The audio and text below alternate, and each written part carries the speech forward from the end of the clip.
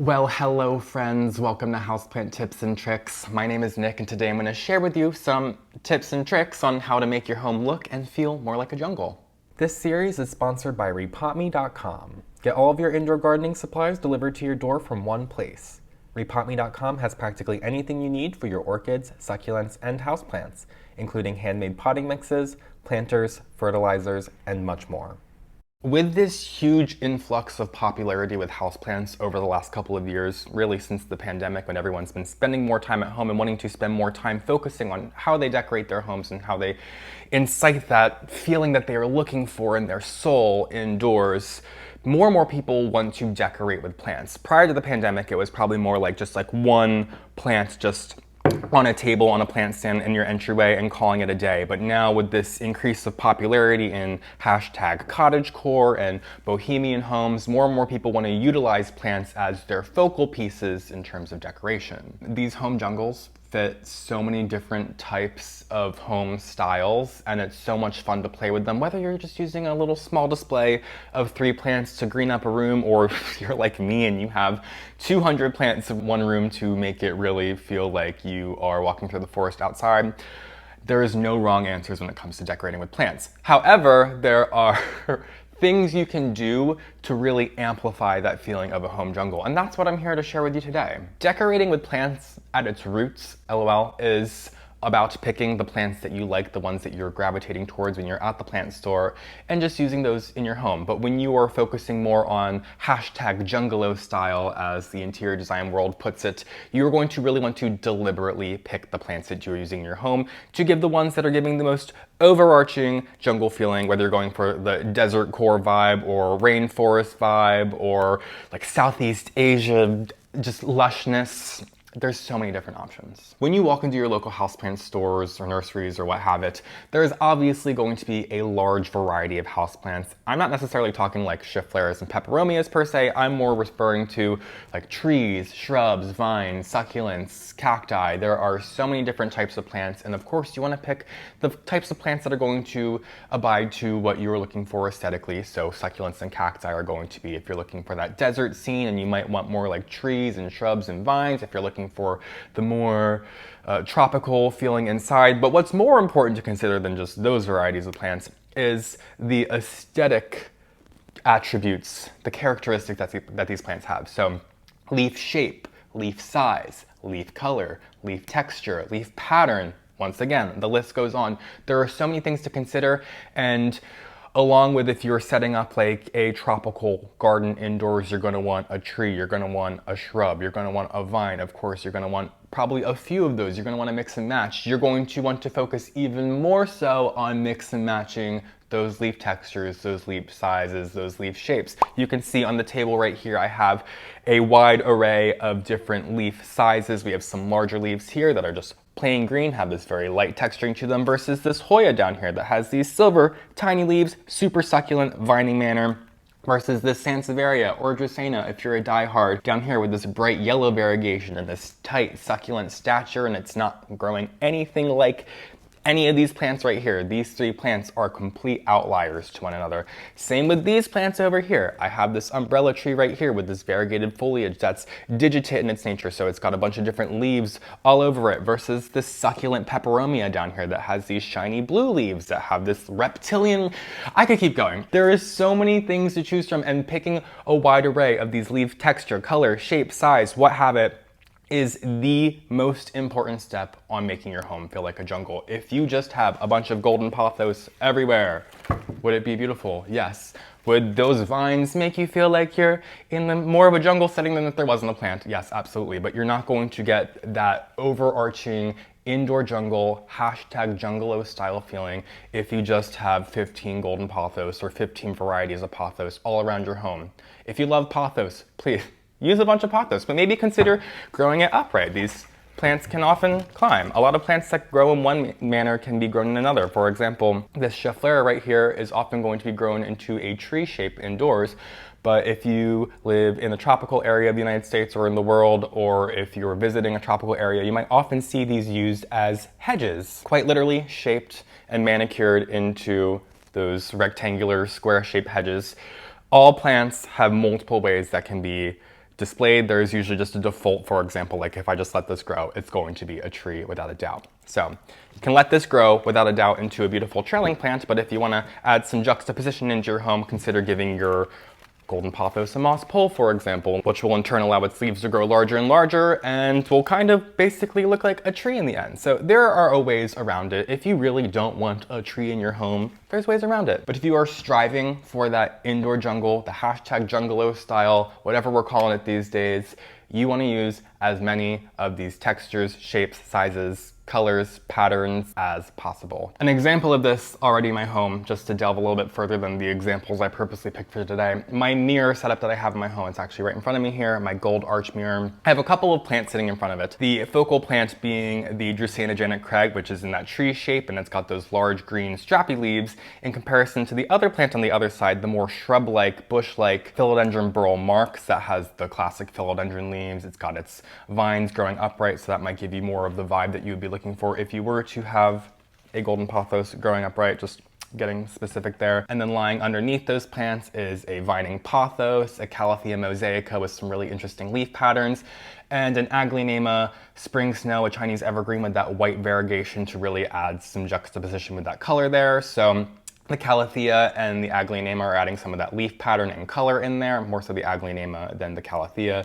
The pothos is adding in some of that vines and the smaller leaves, and the juxtaposition between the Dracæna and the philodendron being more of that tree versus the bush with those long strappy leaves and the more classic leaves.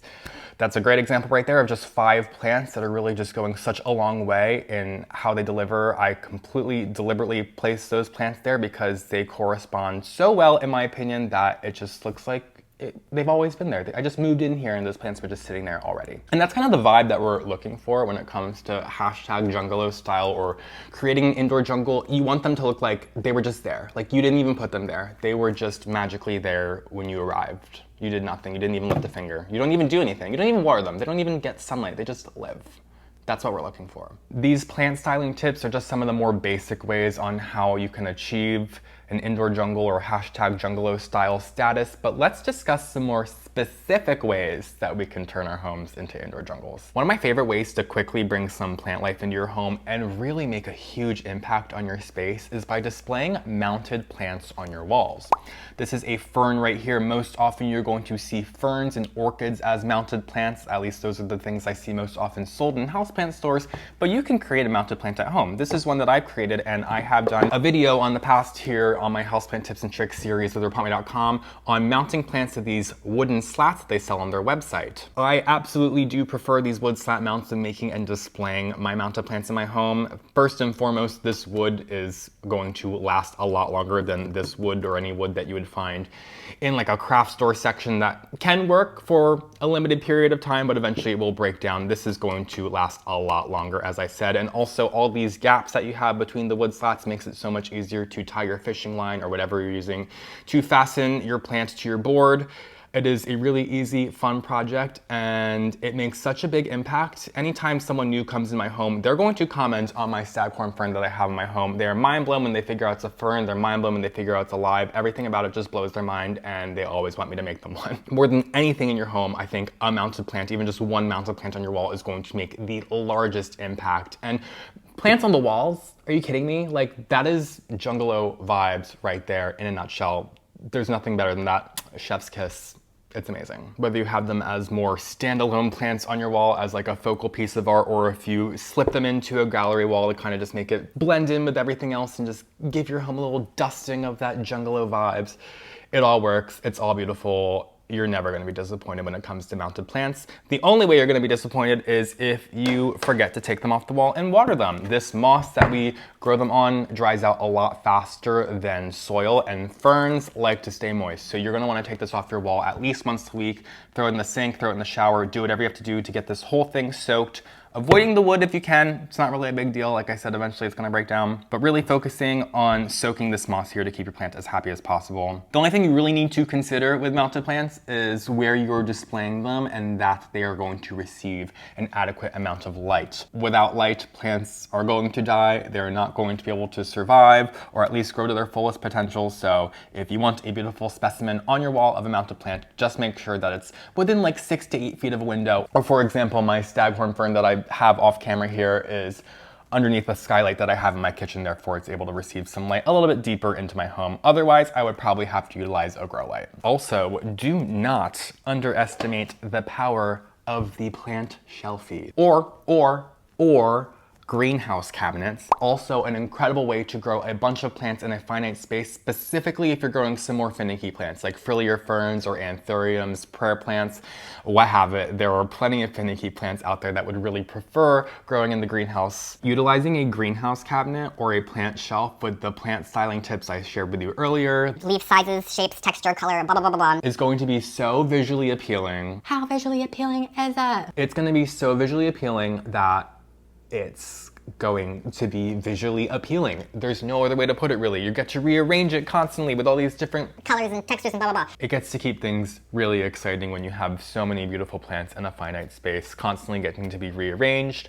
You really only need to consider that it's receiving the correct light. If it's a plant shelf, maybe consider giving it a grow light, or same with a greenhouse cabinet, but sometimes those glass greenhouse cabinets can even be placed up against or near a window beautifully that can supplement it with enough light. At its core, the first step in creating indoor jungle is correctly caring for your plants. But I digress. Displaying a plant shelf is just going to create such a huge impact on the home when you can display so many plants in one space. It's so beautiful. I just stare at my plant shelf all the time. I'm just like, how is it so gorgeous?